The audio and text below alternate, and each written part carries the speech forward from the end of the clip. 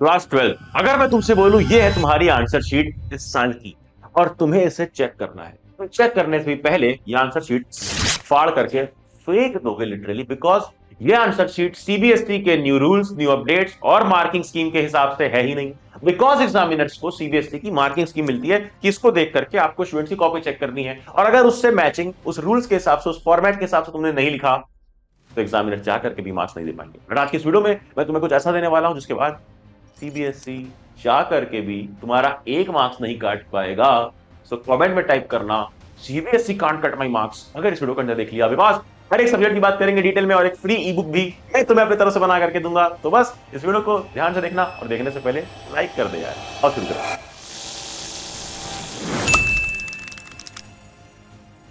क्या हाल पढ़ ले गैंग, कैसे हो मेरे सीनियर्स? सीनियर्स हो यार, थोड़ा सा डर भी लग रहा होगा बिकॉज पहला ही पेपर भैया फिजिक्स का है आफ्टर फिजिकल एजुकेशन। अब यहां डरने की बात अब नहीं रह गई है, बिकॉज क्योंकि मैंने बना दी है तुम सबके लिए 300 पेजेस की ई बुक बिल्कुल फ्री में। ध्यान से देखो, इसके अंदर तुम्हें मिलते हैं फिजिक्स, मैथ्स, केमिस्ट्री, बायोलॉजी, चारों सब्जेक्ट्स एक ही ई बुक में फ्री में। इसमें है क्या क्या? सबसे पहले पिछले 3 साल का इंपॉर्टेंट टॉपिक्स का एनालिसिस है कि जो जो टॉपिक है उसके बगल में एक नंबर लिखा हुआ है, जैसे गॉस थ्योरम के बगल में 23, मतलब पिछले 3 साल में टोटल 23 मार्क्स का आ चुका है। फिर उसके बाद जब तुम नीचे जाओगे तो इसी में तुमको फिजिक्स के लिए पहले फॉर्मूला शीट मिलेगी, फिर इंपॉर्टेंट डेरिवेशन के topics, important derivation, important topics की कौन कौन से टॉपिक पढ़ने हैं, और फिर 99 मोस्ट इंपॉर्टेंट क्वेश्चंस, मतलब ये सबसे इंपॉर्टेंट वाले क्वेश्चंस रहेंगे जिनको देख करके लाना। फिर उसके बाद केमिस्ट्री के लिए similarly important topic, reaction, important organic के रिएक्शंस, और 99 क्वेश्चंस। फिर मैथ्स के लिए भी फॉर्मूला शीट 99 क्वेश्चंस, और बायोलॉजी के लिए भी टॉपिक्स, इंपॉर्टेंट टाइपोलॉजी के क्वेश्चन कि किस किस तरीके से क्वेश्चन घुमाए जाते हैं,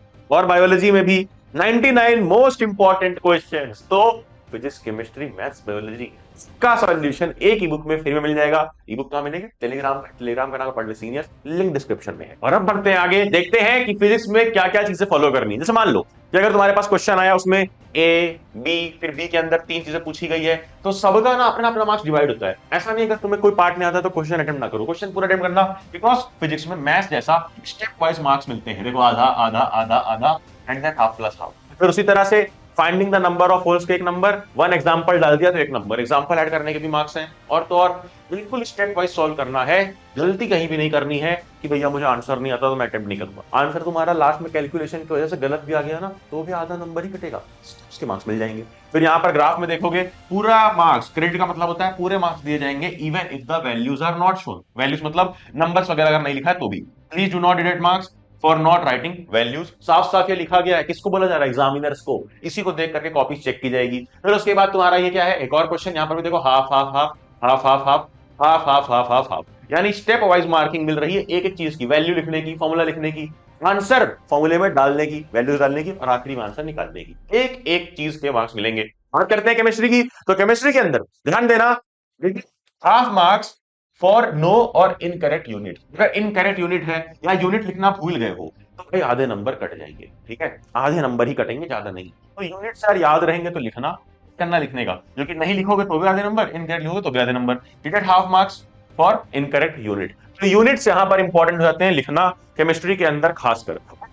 एक इंपॉर्टेंट गेम देखो, सीबीएसई कभी कभी मिसप्रिंट कर देता है। जैसे यहाँ पर देखना, इस क्वेश्चन में मिसप्रिंट था, यहाँ पर मिसप्रिंट है, NO2 वगैरह या फिर नहीं है। यहाँ पे साफ साफ बोल दिया गया था कि पूरे मार्क्स दे दो बिकॉज ऑफ प्रिंटिंग एरर। तो अगर एक क्वेश्चन भी आया था और करके नीचे आया था, तो अगर 2 क्वेश्चन और करके हैं तो तुम्हें लग रहा है कि इस क्वेश्चन में प्रिंटिंग मिस्टेक है, तो वही वाला अटेम्प्ट कर देना, उसमें ग्रेस मार्किंग यानी पूरे मार्क्स दे दिए जाएंगे। भैया इतनी सारी चीजें यार, कहीं पर हमारा यूनिट लिखना है, कहीं पे नहीं लिखना है, कहीं पे स्टेप वाइज लिखना है, कहीं पर कैसे लिखना है, ये सब की ना हमें एग्जैक्ट प्रैक्टिस करवा दो कि यहाँ से यहाँ दिमाग में फिट हो जाए। जब हम देखें अपनी आंसर शीट तभी हमें मालूम हो कि भाई कौन सा आंसर कैसे अटेम्प्ट करना है। इसके लिए मैं तुमसे बोल रहा हूँ, एक ऐसा सैंपल पेपर उठा लो यार जिसके अंदर सीबीएसई की मार्किंग स्कीम फॉलो की गई हो, जो मैंने दिखाई, इसी मार्किंग स्कीम से कॉपी चेक होगी। और उसके बाद दूसरा, उसके अंदर तुम्हारा लिखा हो कि किस तरीके से आंसर राइटिंग करनी है, और तीसरा कि क्या गलतियां नहीं करनी है आंसर लिखते वक्त। ये सब कुछ अपनी स्क्रीन पे देखो, लिखा हुआ है उस साल के 20 कंबाइंड सैंपल पेपर्स में, और इसको तुम गैप डेज में भी फॉलो करो।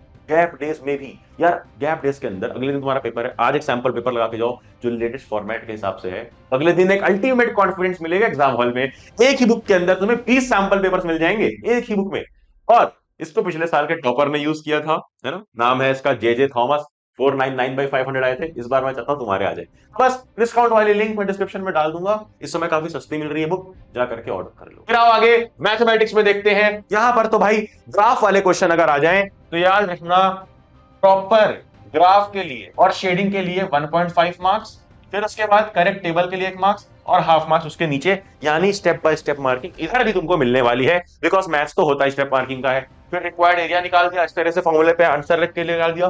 तो हर चीज का देखो आधे नंबर ही है केवल इसके आखिरी स्टेप के। तुम्हारा आंसर 9 की जगह अगर यहाँ गलती से 8 भी लिखा जाता तो भी सिर्फ आधे मार्क्स कटते, बाकी पूरे स्टेप के मार्क्स मिलेंगे। तो स्टेप वाइज मार्किंग करनी है, और हाफ मार्क्स करेक्ट फिगर के हैं तो फिगर करेक्ट ड्रॉ करना। और मैथ्स में अगेन टेलिंग यू, तुम्हें एक एक स्टेप सही से लिखना पड़ेगा। बात करते हैं आखिर में बायोलॉजी की, बायोलॉजी के बाद हम इंग्लिश भी देख लेंगे। बायो में देखो ध्यान से समझो, half marks for correct cross and half marks for correct ratio, मतलब आधे नंबर मिल गए भाई करेक्ट तुम्हारे क्रॉस दिखाने के, फिर आधे नंबर करेक्ट रेशियो लिखने के जो आखिरी में लिखने होते हैं। ठीक है, आगे आ जाते हैं और देखते हैं। 1 मार्क्स मिलेगा अगर any two genotype are correct, ठीक है, कोई दो भी अगर करेक्ट है तो 2 मार्क्स तुम्हें, 1 मार्क्स तुम्हें मिल जाएगा। और नीचे हाँ 1 mark for correct answer, 1 number correct answer का है। बाकी नंबर क्या है भैया, बाकी नंबर क्या है भैया, अगर गलत हो गया तो एक का एक कट जाएगा, क्योंकि कम मार्क्स वाले में ज्यादा गुंजाइश नहीं रहती है। जैसे मान लो 3 मार्क्स का 5 मार्क्स का तो वहां पर एग्जामिनर दे भी सकता है, अगर कोई 1 मार्क का 2 मार्क का है तो उसमें ज्यादा चांसेस नहीं होते हैं।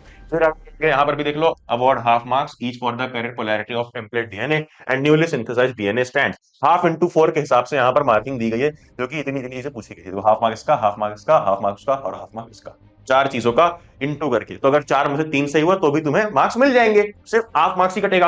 अब यहां पर भी देख लो, हाफ मार्क्स करेक्ट पिरामिड के, half marks correct trophic level और half marks for correct representation of energy level. हर जगह पर अगर आधा भी सवाल अटेम्प्ट करो तो हाफ हाफ मिला के आधा नंबर मिल जाएगा। बढ़ते हैं आगे, और ये भी तुम डायग्राम देख सकते हो। देखो half marks for both axis and 1 mark for correct graph. तो ग्राफ वगैरह अटेम्प्ट करना जरूर से। इंग्लिश की बात करोगे तो यहाँ तो भाई और भी इजी है। यहाँ पे क्या है, लेटर वगैरह दिया है, डिस्ट्रीब्यूशन कैसा है, फॉर्मेट 1 नंबर है, ये देख लो। 2 नंबर है कंटेंट का और 1 नंबर है एक्सप्रेशन का। एक्सप्रेशन के अंदर ही तुम्हारा ग्रामर, पंक्चुएशन, ये सारे मिस्टेक्स, स्पेलिंग मिस्टेक्स भी काउंट हो जाते हैं। फिर 1 2 2, आओ आगे, आगे आओ, 1 2 1, ठीक है, आगे आओ, 1 2 2, ठीक है। चलो अब आगे बढ़ो, और आगे तुम्हें मिलेगा 3 मार्क्स कंटेंट, 2 मार्क्स एक्सप्रेशन। इतना 3 marks content, 2 marks expression. Expression के अंदर ही grammar, spelling, punctuation, organisation and coherence of idea सब कुछ एडेड है। कंटेंट का एक, एक्सप्रेशन का 1 मार्क्स इसमें, और 2 मार्कर वाले तुम्हारे सब्जेक्टिव आंसर लिखने होंगे जो कि तुम्हारे लिटरेचर वाले रहेंगे। और उस तरह से इसमें भी देख लो नीचे, यहाँ पर भी 1 मार्क्स कंटेंट, 1 मार्क्स एक्सप्रेशन का मिल जाएगा। तो यार अटेम्प्ट जरूर करना। सारे एनालिसिस के बाद हमें यही समझ में आया, अटेम्प्ट जरूर करना है, यूनिट्स का ध्यान रखना है, ग्राफ सही से बनाना है, स्टेप बाय स्टेप अटेम्प्ट करना है कि आंसर लास्ट में गलत भी हो जाए तो भी स्टेप्स के नंबर मिल जाते हैं। वो फ्री ई बुक जरूर ले लेना, नोटिफिकेशन दबाना कि आने वाले वीडियोस मिस ना हो, एंड देन जाना, जा पढ़ ले।